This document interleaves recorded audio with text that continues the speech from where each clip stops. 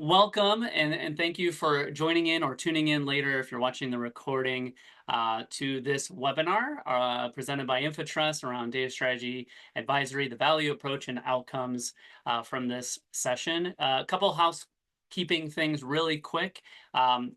Throughout the session, you can feel free to post any questions or comments in the chat panel, Q&A panel. We'll try to moderate that, but saving questions for the end if we have time. If we don't have time, we'll definitely follow up after this webinar as well.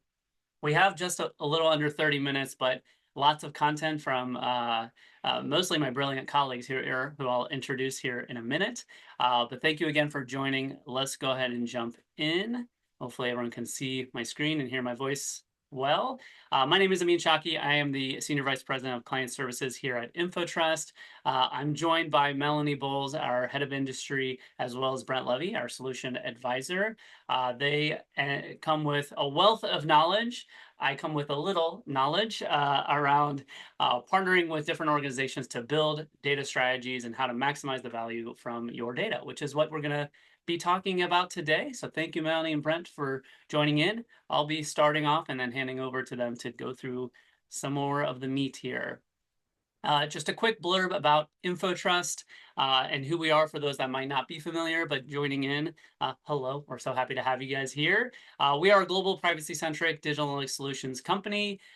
We empower marketers to make confident data-driven decisions. Really what we're all about is helping organizations maximize the value of their data. Probably going to say that phrase a couple times today because that's really what we center around is how can you leverage the data that you're collecting or have or could have to drive your marketing outcomes and objectives. We support several different industries, different types of clients, mostly global, large-scale conglomerates with many brands and complexities there. So some of our industries are listed on the slide, as well as some of our clients, and in various different areas around analytics maturity and really different capabilities to leverage data and drive those marketing outcomes. So this is just a quick little blurb about us. You probably already know a little bit about us if you signed up for the webinar or are watching this recording later on, but there it is. For today's session, we're going to start off with talking about the challenge today, just what marketers and different professionals in digital face with data and why a data strategy is important. Then we'll dive into how to understand your data landscape, assessments that you can leverage or that we leverage with our approach to find opportunities, but also potential redundancies or ways to improve against the platform, people, and processes that you might have in your organization that leverages data and drives marketing. How to optimize your marketing tech stack in ways that we deploy that or look to optimize. And then a bit about compliance because of the changing ecosystem and our approach to becoming more durable. So again, thank you all for joining. We'll go ahead and continue on. Just to kind of start with the lay of the land or the state of the industry, what we hear from a lot of our partners and organizations that we work with on the challenge, and what we see as well, is that there is no shortage of changes across privacy measurement and technology. The ecosystem is complex, evolving. There's always new players, but also lots of new regulations and lots of new considerations around consumer privacy, where having any kind of strategy to address all those while still driving your marketing outcomes and business objectives can be challenging, and it's unique. It's not cookie cutter. Every organization is different. So the need here, understanding the landscape and where there might be opportunities, again, for maybe gaps of things not being leveraged that could be to drive improvements within your org, or redundancies and usage of a plethora of tools that might be doing similar or same things. So really how to maximize that value from enterprise data. Probably most of you that are joining here have enormous amount of data and teams leveraging data, but is it really an optimal way? Ideal outcome with looking at all this is a privacy-centric data strategy that's both flexible, because market and ecosystem is changing by the minute, let alone by the hour, day, year, what have you, but also can scale and do it in a compliant way that's considering of leveraging first-party data and really the consumer's privacy alongside that. there's a quick quote there from one of our partners that we are very proud to have, that we've partnered in this way to help them build or design their strategy. We're going to start with a quick poll, though, after that explanation, just to kind of get a feel from the group here. How often does your organization review or update your privacy-centric data strategy? So poll should appear on your screen. I think I see it on my screen as well with the results, hopefully, that are going to come in live. So we'll keep this on the screen for just about 30 seconds and see if we can have some, oh, I think it actually might be at least the poll I see might be the second poll, not the first poll. I might be wrong here of which poll is shown. Melanie, Brent, a little nod. Do you see the right poll, the first poll, or the second poll that we might have later? Is that going? There we go. All right, we flipped it. So thank you for engaging in that. Little teaser to a poll coming up in a couple minutes here. But this is the question that we're looking at right now. We'll give it about 20 more seconds just to see for everyone that's joining here and generally the group, how often, or if you have a privacy-centric data strategy. So see some of the results coming in. It looks like so far the majority is annual. Couple quarterly, couple more frequently. That's interesting. And not that we were kind of leading the question, but some that don't have a privacy-centric data strategy at the moment. Have no fear. That's why we're here. That's why we're talking about this topic here. So thank you very much to those that participated. Does look like there might be some value here to get some ideas on how you're doing it today, or if you're not doing it today, what you can consider. So I'm going to close that window, I think. And click on, hopefully my clicker works again. Yes, it does. Okay. Where we want to start is with a very busy slide, but I promise I'm not going to spend much time on this and show a more simple view.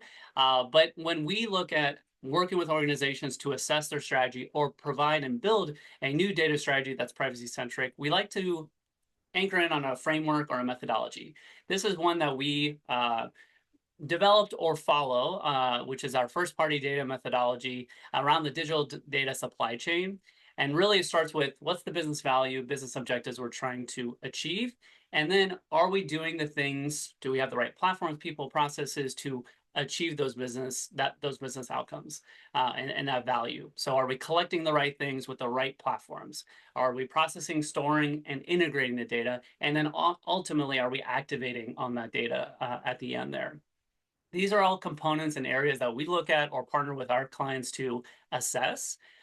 But like I said, maybe a more simplified version, because that slide was a little busy and had a lot of elements, is basically reviewing how are you collecting data, how are you aggregating that data across your systems, and are you able and actively doing cool and valuable stuff with said data, all with that privacy lens. Is it compliant? Are you being respectful of consumers' choice, et cetera, along this path?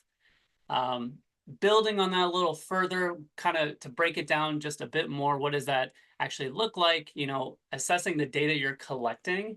Gone are the days of collect everything and we'll figure out later what we're going to do with it. It's what is the right data to collect, and are we doing it compliantly, and are we routing it to the right platforms? And then are we aggregating, linking, integrating them well? Do we own where the data lives? Is it with a partner, an agency? Is it with just the vendors and their technologies, or do we have it housed in our own systems with our own data warehouse? And then are we able to find value and realize the value, actually leverage that data, or is it just sitting there? We're sitting on a gold mine. Strategy and planning, the things that mostly Brent and Melanie will talk about, sits across all these areas. So with that, I'm actually going to, I believe, pass it to Brent to kind of talk through our approach. All right.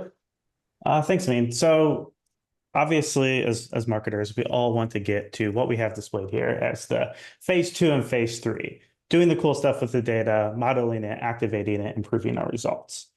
And you can skip the strategy phase, but what often happens is either the results aren't as good as you would like, they don't stand the test of time, they rely on, right now, third-party cookies, and they won't be super valuable in 6 months, with an asterisk next to that, 6 months. So ultimately, we recommend to start with the audit and the strategy phase so that you're defining your data strategy in the context of your business priorities, your stakeholders' business and marketing priorities, the privacy centricity of it. Is it respecting the user's privacy? Is it respecting the regulations that seem to pop up every week at this stage, and can it adapt to those? And ultimately, is it durable? Is it going to stand the test of time? Is it going to be able to adapt to third-party cookie deprecation or whatever new industry change comes down the pipe in the next few months?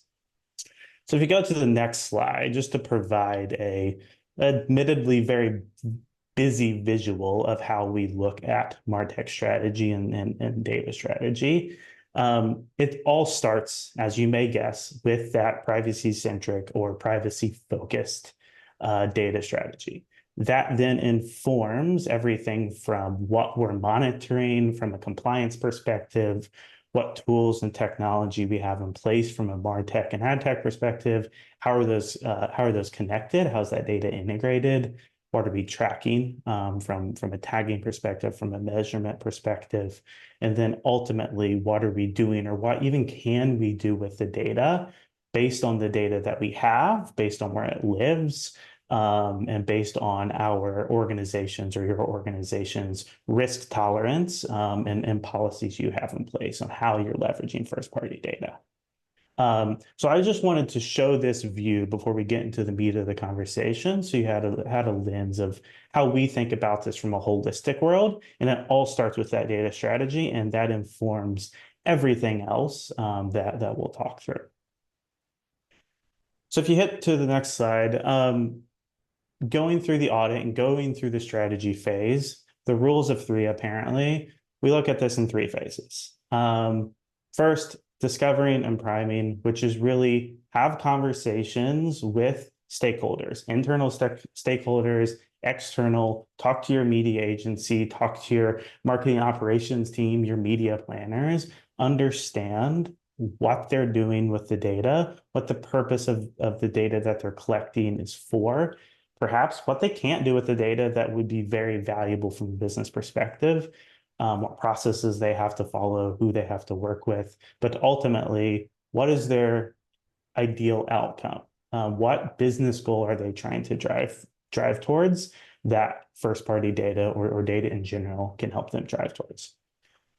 With that context in mind, that's when we can start to look at the technology in place, the processes in place, how data is connected, our MarTech or AdTech, all of these things. We want to evaluate those through the context of the actual business priority. So we could go through these and say, hey, there's duplicative technology across these things, but that could be okay if it makes sense from the business perspective. So we need to go in through those evaluations with that context in mind. We look at that through 4 pillars. We'll get to those 4 pillars in a couple of minutes, and Melanie will really talk through the details of those. But ultimately, as an outcome of those 2 phases is then when we can make the recommendations and define the strategy of how our data strategy needs to be set, or how it needs to evolve if we already have one in place to meet our pillars. And ultimately, it's going to have to evolve consistently as the industry and as regulations continue to change. But we want to make sure whatever we have in place is as durable, as scalable as possible, and can easily adapt to those changes.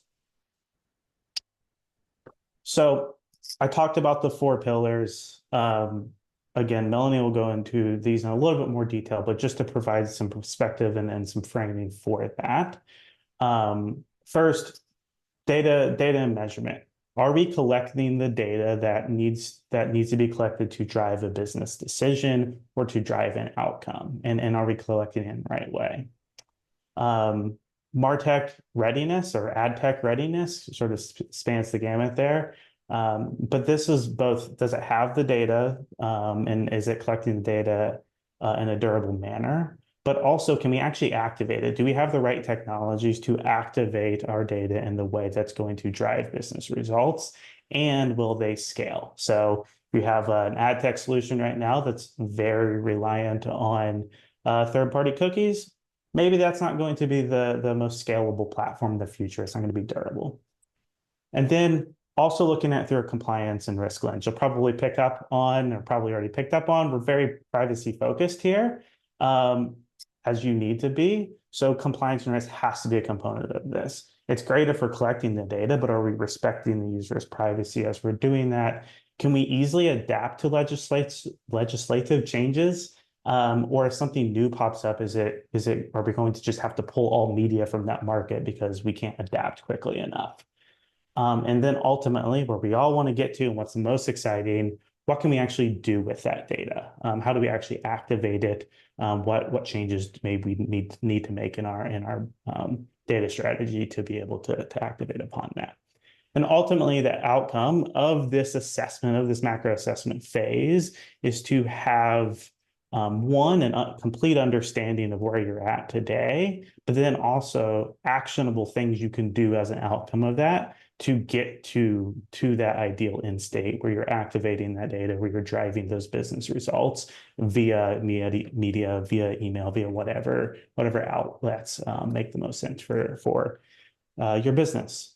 So with that, I'll let Melanie go into the details of each of these after this poll that I think we might have already ran. Yeah, I think, do we still want to run it? I can't remember if we completed it. Okay, there's another poll, so we'll give everybody a moment to complete, to just kind of get a pulse on how you're currently utilizing your first party data today. So, got some responses coming in.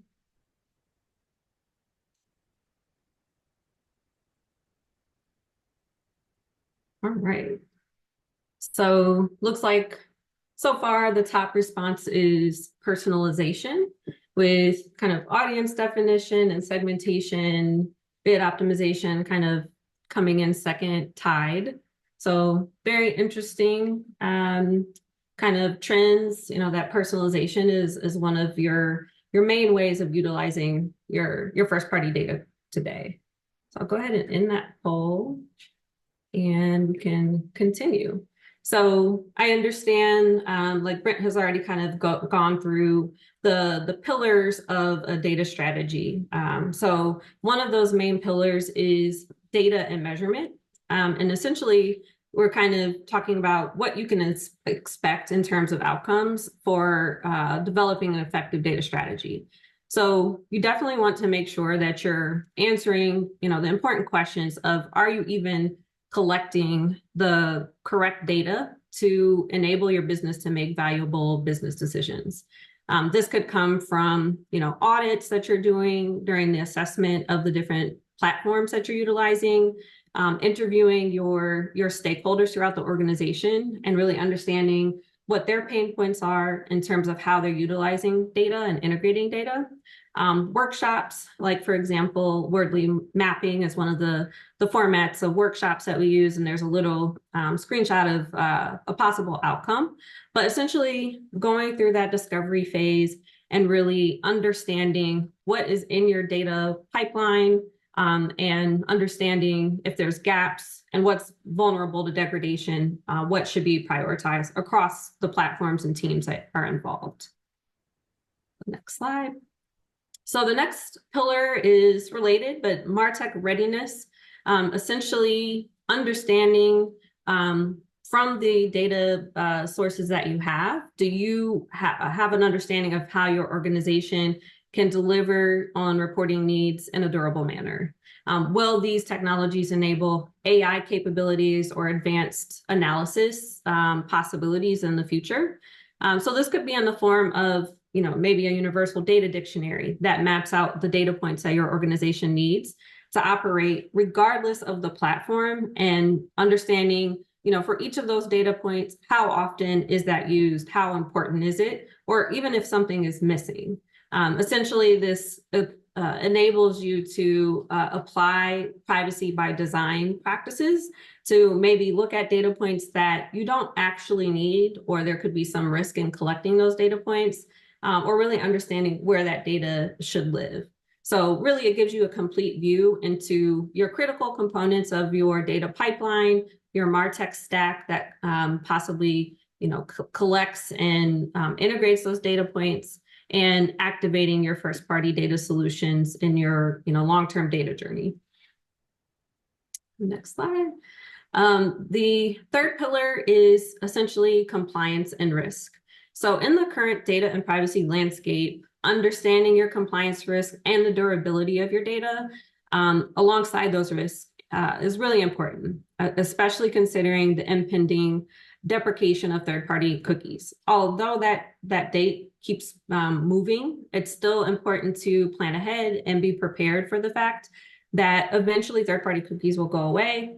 And even if that date gets pushed again, there are plenty of consumers that just choose not to be tracked. So in those cases, having a strategy for your own first-party owned data is really key to understand how you can get, maximize the value out of your data points. So again, another little kind of preview from our tool Tag Inspector that helps you map out those data points, understanding what's on your site, the cookies that are collected, so you have a plan to mitigate your risks in the future for compliance. And next slide. So really the goal of the other three pillars and the assessments that you may do to get to this point is understanding what the opportunities are to leverage and activate on your first party data. And really the goal of this is to improve your marketing impact, but also possibly your user experience. So road mapping all of your first party data, which we've possibly done in those previous steps or pillars that we mentioned, to really map out powerful solutions to your marketing challenges with a clear understanding of the potential of that data activation. So some examples there of different ways to maximize those depending on your your industry. You may be looking at high margin product offers that are personalized to a particular user segment or personalized emails. Also things like win back discount codes that you can only really do once you've activated on those data points. Personalizing your social ads and programmatic CTV, personalized email, all of that really comes from being able to collect first party data in a privacy safe way and activate that data availability for your marketing teams. And here's an example of, kind of a possible outcome to this type of engagement or strategy is really benchmarking where you are on this journey to a effective data strategy and really understanding your maturity here. So whether you're nascent or modern, there's different frameworks that can be used to really understand how you are mapped into this journey. So if you're nascent and you're just kind of starting to understand how technology can be used, you maybe have multiple platforms, but they're not speaking to each other, and the teams that are using those platforms aren't really collaborating. And kind of getting to the next phase really means adopting your tech that's available and understanding how to better facilitate the usage of that data. Emerging means a better understanding of how that data can supercharge your marketing. So not just collecting it, but actually making an effort to supercharge the activation of your data, providing those uplifts to the bottom line. And as you're starting to make tech work, integrating that business data to improve performance through insight. And this is where a lot of organizations start to get stuck, is understanding that, hey, we have 5 different places where data is housed. Do we really understand how we can integrate that data, make sure we're speaking the same language, and activate that across departments in your organization? And then finally, modern, which is like the goal that we all want to get to, using data and technology harmoniously to understand what happened, but also to understand what you should do next. And then on the next slide is just an example of, at a very high level, because of course a strategic roadmap will be very in-depth, what are the steps that you're taking to get to that modern place in the framework? So making sure that your organization is operating on the same page when it comes to your agreed upon roadmap. Because really your data pipeline can be seen as almost like an internal product that you really need to have a roadmap, just like you would for any other product that your organization could be offering. So on that roadmap of improvement, what do you need to do to get to your final endpoint? So we always recommend starting with standardizing your data collection. It's something that's so important. We talk about it a lot at InfoTrust, is really understanding the data, how it's described throughout the organization. Make sure you're calling the same behavior, the same thing in different platforms, which enables you to manage that risk when it comes to consent and compliance, and hopefully kind of centralize that data, whether that's through some type of server-side deployment. There's more than one way to get to that data centralization, and that's really where that customization comes in, to really understand what makes the most sense for your organization. But the end goal is that activation that really takes you to the next level. Audience development, so creating high impact custom audiences to make sure that you can retarget users at the right time and suppress users when necessary. So users that's already been converted or targeted. This is the kind of thing that allows you to really maximize the value of your efforts here. And of course, advanced analysis is one of the end goals, because it leads to that activation. So extracting, again, that value of your centralized data for things like propensity modeling, forecasting, customer lifetime value, and even AI and ML applications, which are very popular right now. Everybody wants to get there, but you really have to go through a lot of steps to even get to the place where you can apply that advanced analysis. And then activation, this is really an ongoing thing, leveraging your directional findings from advanced analysis and other portions of your strategy for high value actions, such as value-based bidding and personalization across your digital platforms, whether that's your applications, your websites, and really having a good understanding of what your end goals are here. So that is our last slide, but looks like we're right on time. But thank you for joining today's webinar. I don't know if there's any questions in the chat, but if there are any questions we didn't get to, feel free to reach out to us. But also you'll see on the screen that we have several upcoming events as well. Hopefully you'll join us for some of those. But we're also have another webinar for essentials for building your data pipeline. And of course, our Cookieless Now Summit in New York, that's coming up soon. You can see the link there on how to register for those events or learn about other upcoming events. And of course, all of our great content and blog posts that we have on our site as well. So again, thanks for joining everyone, and we hope to see you on future events.